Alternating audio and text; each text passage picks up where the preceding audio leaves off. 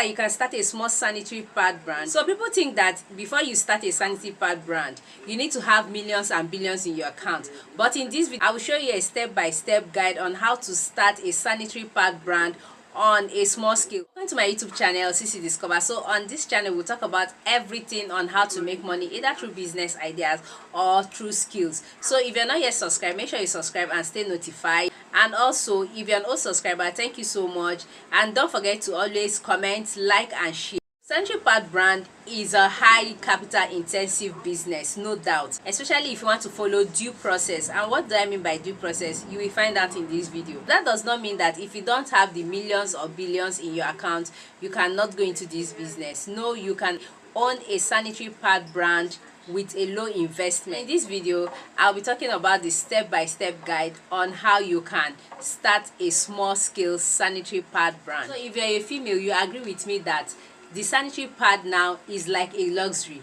Do you get? Buying these things, you need to have from 2,000 plus upwards, depending on the brand. You are going to take advantage of the economy. Of course, you know how the economy is making everything to go high. You're going to take advantage of the economy and build your business. Especially if you're in a country like Nigeria, investing in sanitary pad as a business is a good idea, and is something that if you do it properly, you will definitely reap it. Before you go into sanitary business, there are a lot of things that you need to know. You need to know your goal of going into this business. Before you go into this business, the first thing you need to do is to do your market research. Study your competitors very well. Understand the brand differences. You need to know their age ranges, their preferences, and also their income level. Knowing these things will also help you a lot in your business decision. You also need to identify the gap, and by this I mean the affordability.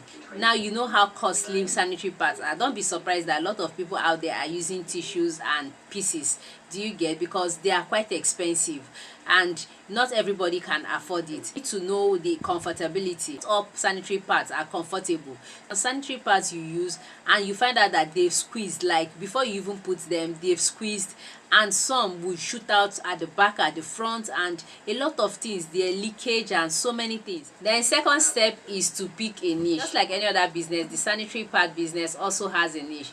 We have the reusable, we have the ultra thin or heavy flow, we have the day and night. You get? So you just need to choose the particular niche that you want to start with. If you cannot start with all of them, because you starting with all of them means that you're also going to invest more money.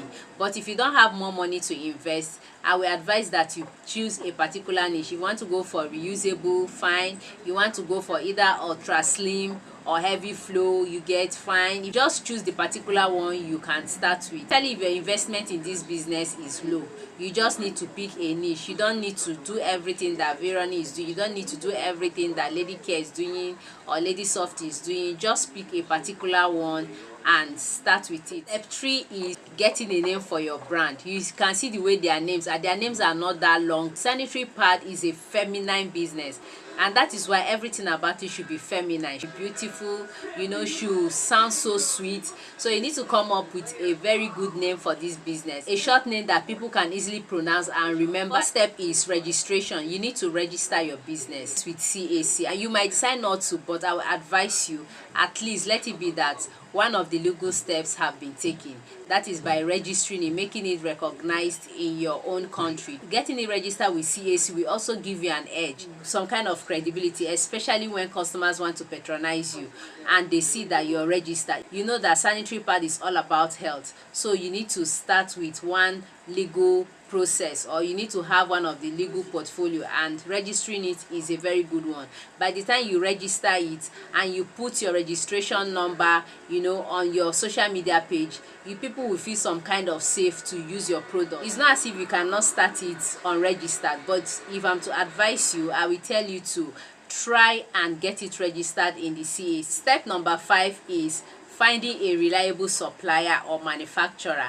And where do you find these things? See, there's no need talking back and forth. Everybody know that it's in China. In finding this reliable supplier, there are a lot of things that you need to make sure that you do. First of all, you need to make sure that it's a verified supplier, because sanitary pad business is something that you buy in bulk. So you do not want to give out your money to people that are scamming. I will advise that if you're sourcing for a reliable supplier, make sure you go for a verified one, especially if you're new in this business and new in importation. Any other person that is an old hand in importation can actually take risk because they know how to, maneuver all this. Next item under this is checking the reviews and rating of the supplier and the product. This is very important. Generally in importation, this is one thing that is advised for every importer to do. Do you get? Is from the reviews and the rating of the store, the manufacturer and the product that you get to know how good or how bad and how satisfied or not the customers are. This will help you a lot. When you go through their review sections, you check what customers are saying in their reactions to the product, the company's attitude, that is the workers' attitude and all of that. Then you get to know if you're to transact with this person or not. Then the next item is also the years in business the supplier have stayed. There are some people that are 1 year in business that have been verified already, especially if you're using Alibaba for your sourcing.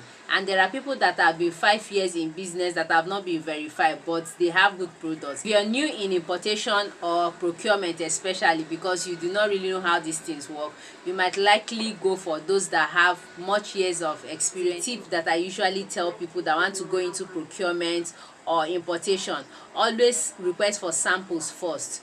And you know that investing in sanitary pad is a whole lot. So no matter how low your investment is, you still need to make sure that your investment is done wisely and your products are not whacked. So I advise you to order for samples. It doesn't matter if it's paid or free samples. Just make sure that you order for samples from any supplier or manufacturer you've decided to work with. It is going to save you a whole lot of mistakes. Or if you are to ask me, I will say order for as many samples as possible from different manufacturers or suppliers. This will help you to make a buying decision. Number 6 is negotiation. So under negotiation, we have the size, price and quantity, and they all work hand in hand because the size of each part determines the price, and the price determines the quantity. Do you get? The MOQ is determined by the sizes of the pad and the prices. It's important that you negotiate the price and quantity for every part size that you want to invest. Step number 7 is how to handle your logistics and your shipping. So this one is just like the normal procurement or importation that we do. So for this particular type of business, you need to make sure that you contact your shipping agent before buying it. That is your shipping company before procuring, because not all shipping agents might be able to handle the shipping, especially those ones that do not have complete certificates that covers all types of procurement. Like I said, for this kind of business, especially when you're starting on a small scale, you don't just go into procurement and after that is when you start contacting your shipping company.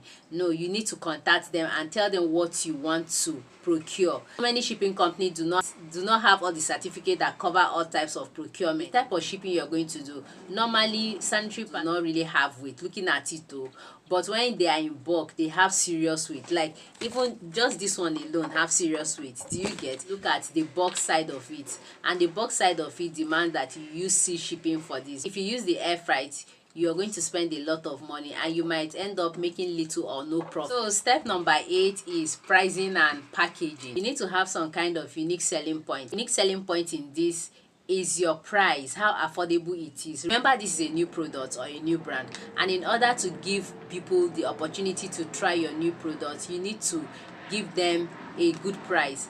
You need to make sure that your price is affordable, especially as a marketing strategy to get customers. And once your prices are affordable and the product is good, trust me, people are going to stick to your brand. And for the packaging, you see how almost all the parts are now coming in, especially the maxi pack. You get, that is the large pack, or how do I call it, especially the large pack.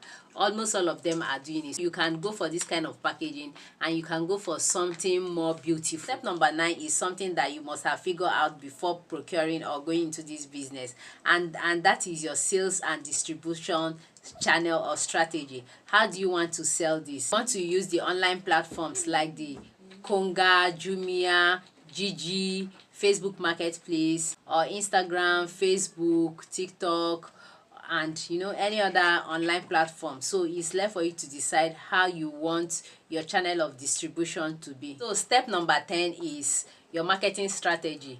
Are you using influencers? Are you using UGC content creators? Are you collaborating with schools, with hospitals? But that it's very important that you also register your business with NAFDAC. Yes, you know, this is a health product and this is something that people wear in their intimate parts, you get. So it's very important that you register with NAFDAC. Why I did not include registration with NAFDAC initially is because I'm talking about how you can start it with low investment. That is why I did not include NAFDAC. When you include NAFDAC in it, it's no longer a low investment business. NAFDAC registration is very expensive, you get. So that was why I did not include this initially. But if you have the money, you can, you know, register with NAFDAC. If you're starting on a low budget or with a low investment, then you do not need NAFDAC for now. That does not mean that you do not need NAFDAC at all. Guys, now that you've seen how you can start your own sanitary pad brand with a low investment, I hope this is something that you will try as well, because like I said, sanitary pad business is a lucrative business. The step-by-step guide that I talked about in this video, that should be enough information for you to get started about this. Is this a business that you would like to start or not? Don't forget to post your questions in the comment section and I'll be answering all of them. See you in my next video. Bye.